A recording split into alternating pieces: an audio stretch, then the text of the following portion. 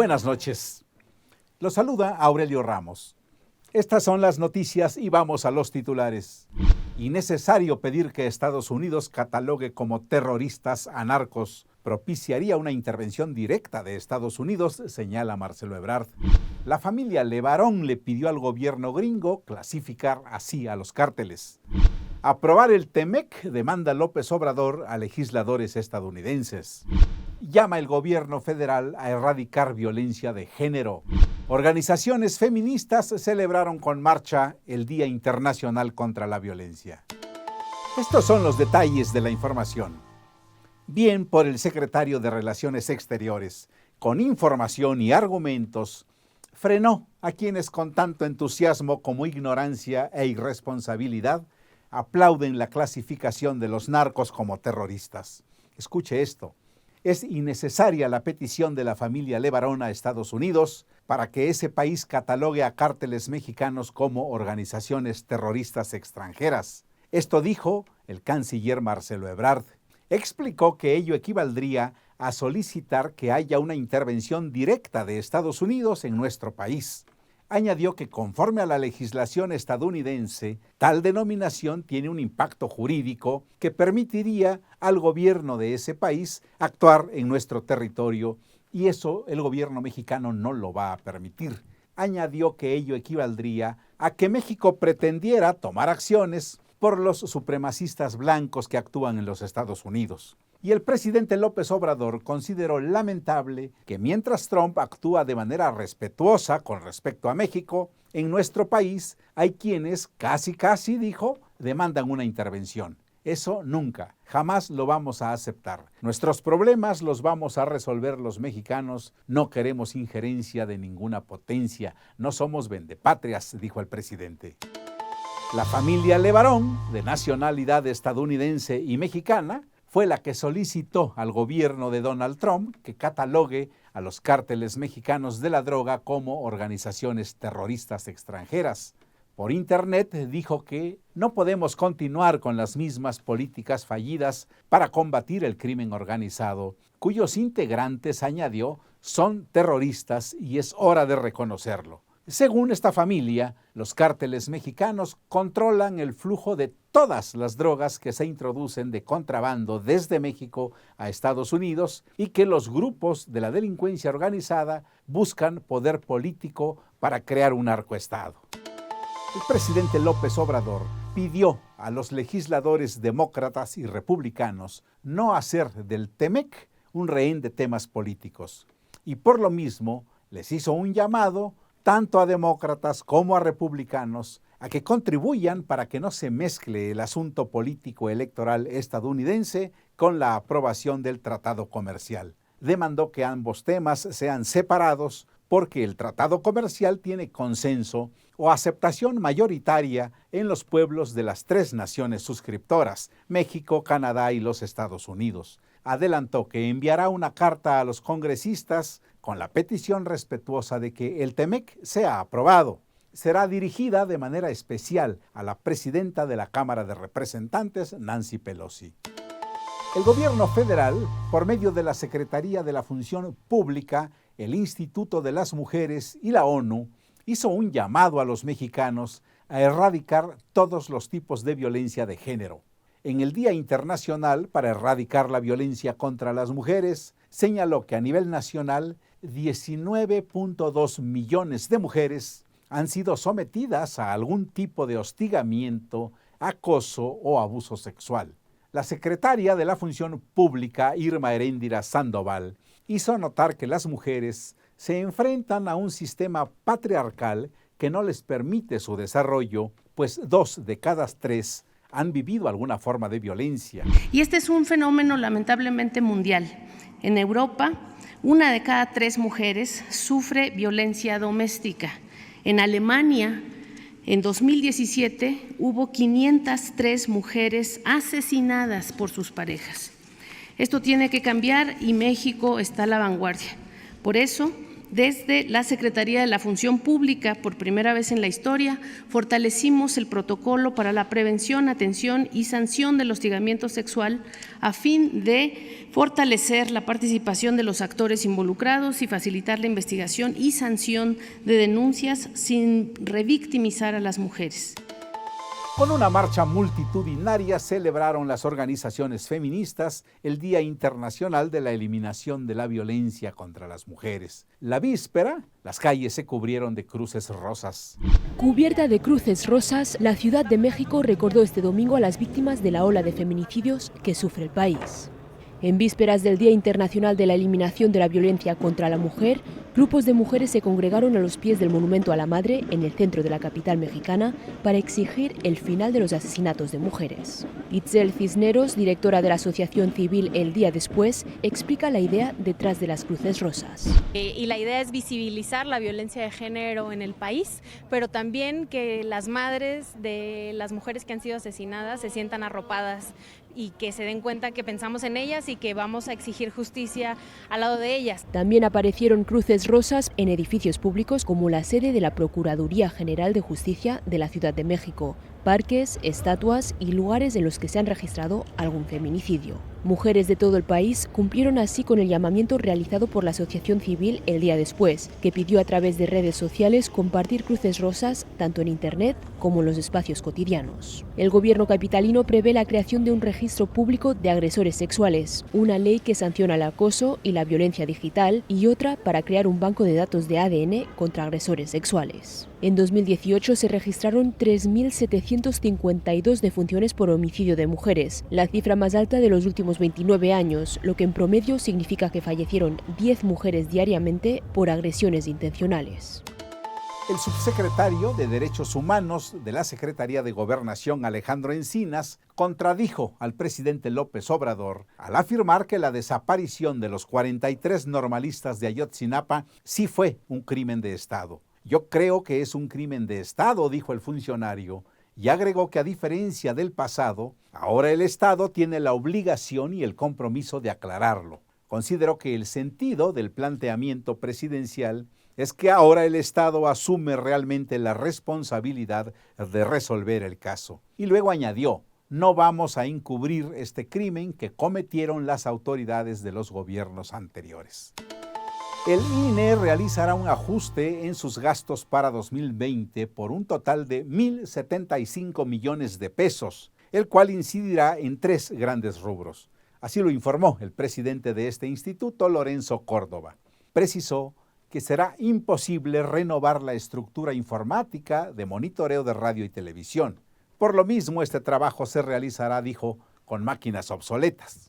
Además, se suspenderá la inversión para mejorar los módulos de atención para expedir la credencial para votar y también se pospondrán hasta el límite la instalación de órganos colegiados para el proceso electoral 2020-2021.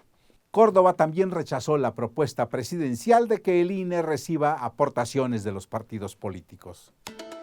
El INEGI ajustó sus cifras sobre el desempeño de la economía nacional y concluyó que el PIB tuvo un crecimiento nulo de 0% en el tercer trimestre del presente año. El Producto Interno Bruto de México tuvo un crecimiento del 0% en el tercer trimestre de 2019, en comparación con el trimestre anterior, según cifras ajustadas por estacionalidad y divulgadas este lunes por el Instituto Nacional de Estadística y Geografía INEGI. Este resultado definitivo del PIB supone una disminución de 0,1 puntos porcentuales frente al dato preliminar publicado el 30 de octubre, cuando se estableció que la economía había crecido un débil 0,1%. Estas cifras han cambiado el discurso del presidente Andrés Manuel López Obrador, cuyo gobierno ha admitido que el país atraviesa una desaceleración económica al borde de la recesión. ¿Modificaría usted su activa de crecimiento para este año? No, sigo igual, Pero no se va a alcanzar el 2%. No, porque vamos muy bien, muy distinto a lo que piensan los expertos. Estas fueron palabras del mandatario el 23 de agosto de este año. Tras asegurar que en promedio la economía crecería 4% durante su mandato, hoy el presidente justifica el estancamiento en un mayor desarrollo y la distribución de la riqueza. A lo largo del año, la mayoría de analistas han reducido las perspectivas económicas para México y actualmente sitúan el crecimiento para 2019 en alrededor del 0,5%. Este es el humor en el cartón de Frick. En el mundo de las telecomunicaciones, el principal de los actores ya está muy cerca de una declaratoria de preponderancia. Veamos la foto del día. Los restos mortales del dirigente comunista Valentín Campa fueron trasladados a la rotonda de las personas ilustres. Todo indica que la derecha ya tiene en la bolsa el triunfo en la elección presidencial de Uruguay. Al regreso del corte le hablaremos de este regreso, con pena y sin gloria. Quiero aprovechar esta ocasión para felicitar a mi buen amigo Alejandro Frank por ser el Premio Crónica 2019 en el área de academia. Su compromiso con la ciencia es inmejorable, lo felicito realmente. Celebramos con grandes mexicanos la 10ª entrega del Premio Crónica. En Crónica, nuestra prioridad es México y sus valores. Creemos en un periodismo honesto y verdadero, de utilidad real para la sociedad. Por México, en Crónica cumplimos 20 años haciendo llegar día con día la noticia hecha diario.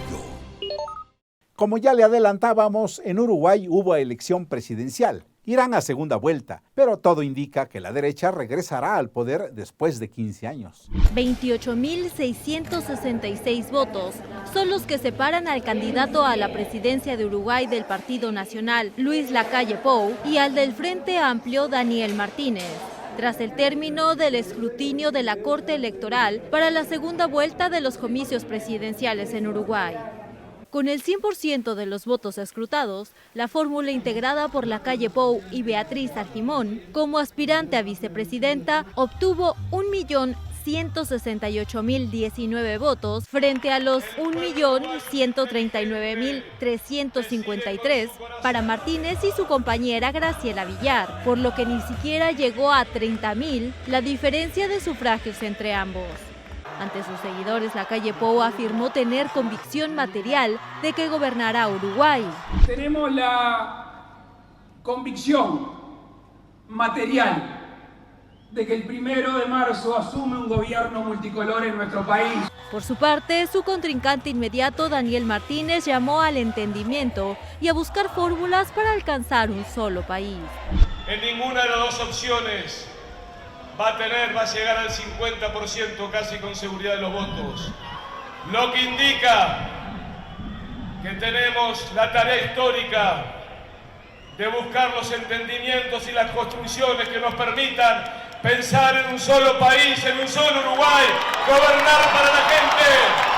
La Corte disfrutará de un día de descanso este lunes, por lo que el martes a las 9 de la mañana, hora local, reanudará la tarea de recuento de votos para ver cuántos de los sufragios observados, que son de aquellos electores que emitieron su sufragio en diferente lugar a su circuito original, son hábiles o no y a cuál de los dos candidatos se suma. Por ello, hasta el jueves o viernes, no dará el nombre del presidente electo para el periodo ejecutivo 2020-2025. Millares de iraníes se manifestaron contra la injerencia extranjera que atiza disturbios por aquellos lares. Miles de iraníes siguieron este lunes el llamamiento de las autoridades a concentrarse en el centro de Teherán para condenar los recientes disturbios en el país y la supuesta injerencia extranjera en los mismos. Todos estamos unidos y apoyamos al líder, Ali Khamenei, muerte a Estados Unidos y a la sedición, o nosotros pisamos a Estados Unidos, fueron los lemas más coreados por los congregados en la plaza en Gelab, un lugar simbólico que lleva el nombre de la Revolución Islámica de 1979. Algunos manifestantes, no obstante, también criticaron la gestión de la crisis del gobierno, que aumentó sin previo aviso el precio de la gasolina y cortó el internet, un bloqueo que a día de hoy continúa en los teléfonos móviles. De esta forma lo enfatizó Fatemeh, una empleada del Ministerio de Educación.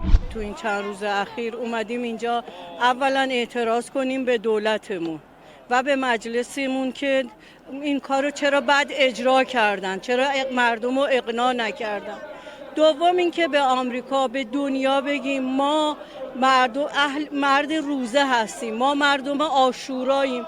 Por su parte, el comandante en jefe de la Guardia Revolucionaria, Hossein Salami, habló ante la multitud y, aludiendo al detonante de las protestas, el aumento del precio del combustible, dijo que el enemigo, es decir, Estados Unidos e Israel, estaba esperando desde hace meses para crear un incidente y la gasolina era una excusa.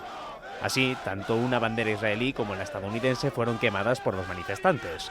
Las protestas, que comenzaron el 16 de noviembre, derivaron pronto en críticas contra el sistema teocrático del país y en ataques a bancos, gasolineras y comisarías, entre otras propiedades.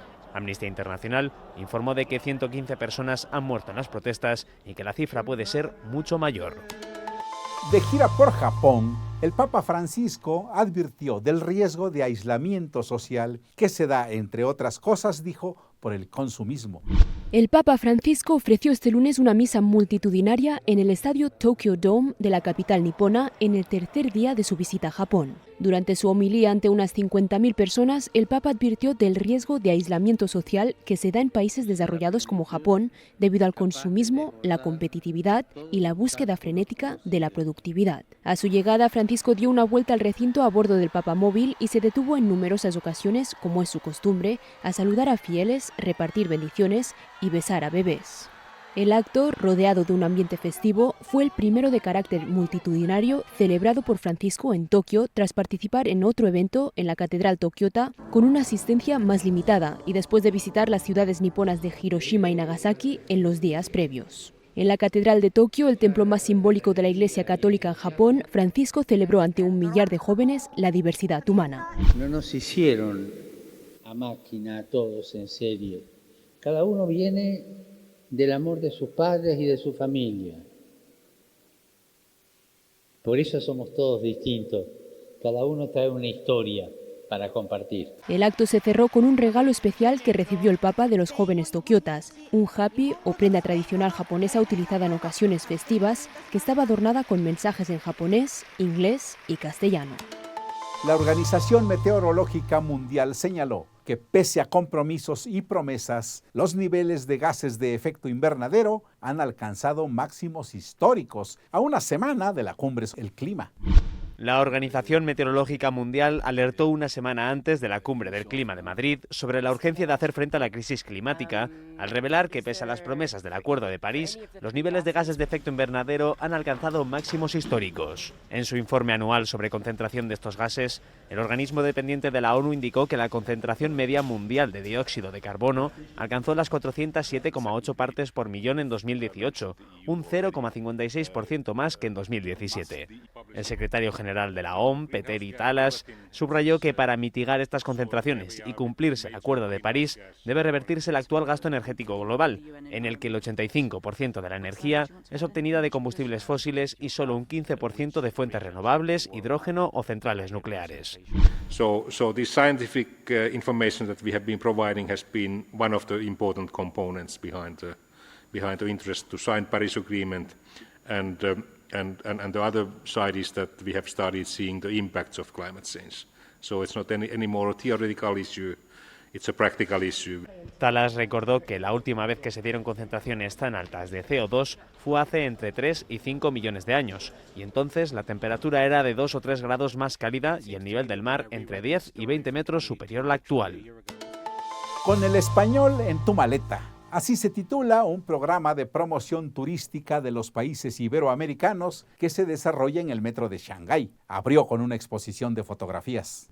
Acercar Iberoamérica a los miles de pasajeros del metro de Shanghái es el objetivo del programa de promoción turística y cultural Con el español en tu maleta. Una exposición de fotografías que abrió sus puertas este lunes en el suburbano de la ciudad. El embajador de España en China, Rafael de Ezcalar, aseguró en el acto de inauguración de la exposición que hablar de cifras en China siempre impresiona, y esta colaboración triangular del Instituto Cervantes con el metro y con la asociación supone un importante salto cualitativo, ya que proporcionará una enorme visibilidad, una visibilidad que podríamos llamar masiva, para la cultura en español en la ciudad de Shanghái. El proyecto está organizado por el Instituto Cervantes, la Asociación para Amistad del Pueblo de Shanghái con los países extranjeros y Shenton Metro Shanghái, y cuenta con la colaboración de todos los consulados de países de habla hispana de la ciudad, cuyos representantes estuvieron presentes en la inauguración en la estación de la Plaza del Pueblo, una de las más transitadas de la urbe. Se han colocado en esta estación paneles con fotografías y textos que hablan de la cultura, la gastronomía y las costumbres de los países hispanohablantes. Además, el programa busca también potenciar el fenómeno de la lengua, el español, por la que cada vez hay más interés en China desde que el año pasado fuera incluida en los planes de estudio de los estudiantes de secundaria. Llegamos al final. Gracias, síganos en nuestras redes sociales y en nuestra página www.cronica.com.mx. Un saludo a quienes nos escriben a nuestras plataformas. Hasta mañana a las 21:30. Soy Aurelio Ramos. Muy buenas noches.